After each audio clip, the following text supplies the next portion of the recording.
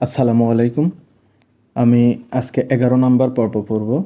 আমাদের নবী প্রিয় হজরত মুহাম্মদুর রাসূলুল্লাহ সাল্লাল্লাহু আলাইহি সাল্লামের সহধর্মীদের জীবনী নিয়ে যে বইটা আছে প্রিয়তমা, এই প্রিয়তমা বই থেকে হজরত খাদিজা রাদিয়াল্লাহু তাআলা এর জীবনীর 11 নম্বর পর্ব শুরু করব।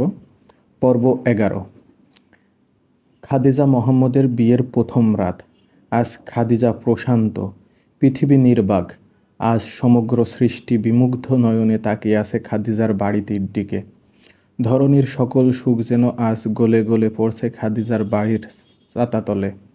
আজ তিনি পূর্ণ, তার হৃদয় আজ ভালোবাসায় তৃপ্ত। তৃপ্ত নয়নে তিনি মোহাম্মদের মুখের দিকে তাকিয়ে থাকেন। এ কেবল প্রেমের মুগ্ধতা নয়, এ যেন অত্যন্ত বিস্ময়ের এক আবিষ্কার। বহু সাধনা আর পরম আরাধ্যের পর এমন পরশ পাথর মেলে এ মাটির পৃথিবীতে। খাদিজার সঙ্গে মোহাম্মদের বিয়ে হয়েছে কিছুদিন হলো। সুখে শান্তিতে কেটে যাচ্ছে তাদের দিন। খাদিজা সবসময় মোহাম্মদকে আগলে রাখেন নিজের কাছে। মোহাম্মদ কখনো কোনো কাজে বাইরে গেলে তিনি বেস্নাই হয়ে থাকেন ঘরের ভেতর। মোহাম্মদের ফেরার জন্য উদগ্রীব হয়ে বসে থাকেন। তাছাড়া তিনিও চাচা আবু তালেবের মতো ইহুদি বা অন্য কোনো গোত্রের দ্বারা মোহাম্মদের জীবন সংখ্যার ভয় করেন। এই কারণে সব সময় তাকে চোখে চোখে রাখতে চান।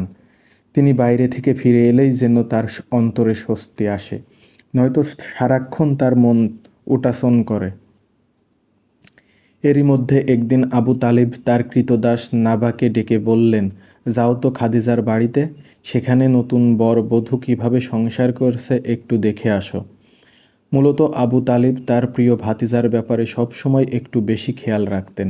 খাদিজা মোহাম্মদকে কিভাবে বরণ করে নিয়েছেন সেটাই তিনি দেখতে চাইছিলেন। নাবা নবপরিণয়া সংসার থেকে ফিরে এসে আবু তালিবকে বলতে লাগলেন, আমি যা দেখেছি তা এক কথায় অসাধারণ। খাদিজা যখন মোহাম্মদের বাড়ির দিকে আসতে দেখেন, তখন তিনি দৌড়ে দরজার কাছে গিয়ে তাকে সম্ভাষণ জানান। তার হাত দুটো ধরে তাকে ঘরের ভেতর এনে বসান এবং বলতে থাকেন, আপনার জন্য আমার পিতামাতা উৎসর্গ হোক। আপনার জন্য এই যে অস্থিরতা, পৃথিবীর আর কারো জন্য আমার এমন অস্থিরতা হয় না। আমি জানি আপনি সেই প্রতিশ্রুত পুরুষ।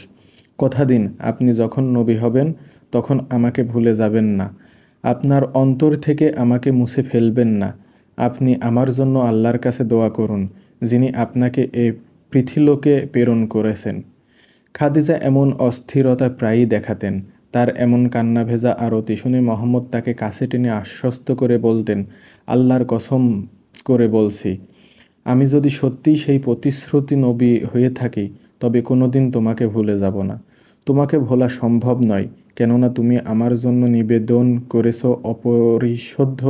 অপরিশোধযোগ্য ভালোবাসা, যার কোনো প্রতিদান হয় না। নিয়মমাফিক যেতে লাগলো পৃথিবীর দিন। শীত গিয়ে বসন্ত, আবার গ্রীষ্ম আসতো মক্কায়। মরুঝড়ের দিন শেষ হয়ে আবার আগত পূবালি সমীকরণের দিন। খাদিজার সংসারও দিনকে দিন খুশির মাতোয়ারা মিছিল হতে লাগলো। বেহস্তি ফুল্লধারায় আচ্ছাদিত এ সংসার সুখ কখনো ফিকে হতে দিতেন না। সামান্য কোনো দুঃখ কষ্ট এলেও তিনি সযত্নে তা মুছে নিতেন। মোহাম্মদের হৃদয়ে কষ্টের বিন্দুমাত্র স্পর্শ লাগতে দিতেন না। পৃথিবীর সকল অনিষ্ট থেকে তাকে আগলে রাখতেন। খাদিজার বিয়ের 2 বছর পর তার কোলজুড়ে আগমন করে এক পুত্র সন্তান। নাম রাখা হয় কাসিম। তার নাম অনুসারে মোহাম্মদকে আবুল কাসিম ডাকা হতো। যদিও এ পুত্র হাঁটাচলার বয়সেই ইন্তেকাল করেন। প্রথম সন্তানের মৃত্যুতে দারুণ ব্যথিত হন মোহাম্মদ ও খাদিজা। তবু খাদিজা ভেঙে পড়েননি। ব্যথাতুর মোহাম্মদকে সান্ত্বনা দিয়ে বলিষ্ঠ করেছেন, এটা বিয়ের 5ম বছরের ঘটনা। 600 সাল, যে বছর কাসিম ইন্তেকাল করেন, সেই বছরই খাদিজার প্রথম কন্যা সন্তান জন্মগ্রহণ করেন। প্রথম কন্যার নাম রাখা হয় জয়নব। ইসাই 603 সালে জন্মগ্রহণ করেন দ্বিতীয় কন্যা রোকাইয়া। ইসাই 605 জন্মগ্রহণ করেন তৃতীয় কন্যা উম্মে কুলসুম। 608 সালে জন্মগ্রহণ করেন চতুর্থ কন্যা ফাতেমা। 612 সালে নবুয়ত প্রাপ্তির তৃতীয় বছর জন্মগ্রহণ করেন খাদিজার শেষ সন্তান আবদুল্লাহ। তিনিও দুধপান বয়সেই ইন্তেকাল করেন। এই ছিল 11 নম্বর পর্ব।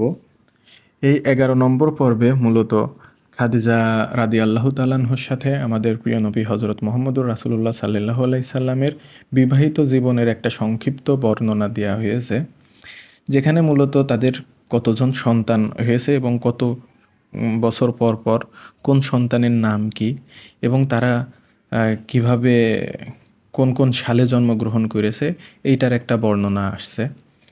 তো ইনশাল্লাহ খুব তাড়াতাড়ি আমি 12 নম্বর পর্ব আবার শুরু করব। আপনাদের যদি এই কাহিনীগুলো ভালো লাগে, আমাদের প্রিয় নবীজির প্রিয় সহধর্মীদের জীবনী ভালো লাগে, তবে এই চ্যানেলটা সাবস্ক্রাইব করুন এবং ভিডিওটা শেয়ার করে অন্যদেরকেও শোনার সহায়তা করুন।